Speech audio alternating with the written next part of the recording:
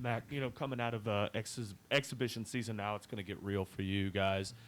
How are you guys taking that approach, kind of coming off of these exhibition games and into the regular season? Yeah, basically we're just trying to focus on the little things, not really like worried about like, oh, this isn't a household name. Like we got to win by 80. Like we're not really worried about how much we win by or any of that. We're just really worried about making sure we're running through our stuff. It's crisp and it's really going well and perfected. So going into those bigger games that we're ready to play.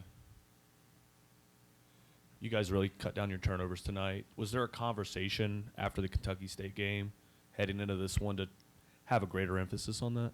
Yeah, definitely. I mean, we've been talking about that all summer because obviously the way we play offense, we want to try to push it and make it faster, and there's tend to be more turnovers during the summer for that. So that's been really a thing all summer, and that's the first thing Coach just mentioned right after the game in the locker room is the less turnovers we had compared against Kentucky State.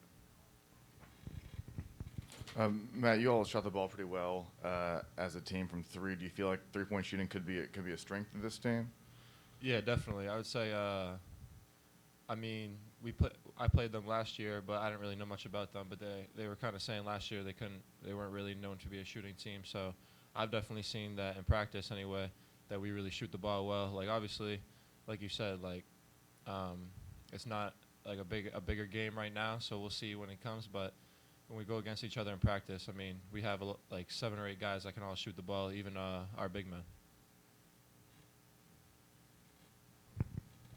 men.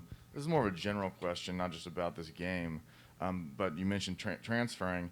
I'm curious about the one-time transfer rule, and do you think without that rule you would have transferred this season, and what effect do you think that rule could have on college basketball? Yeah, I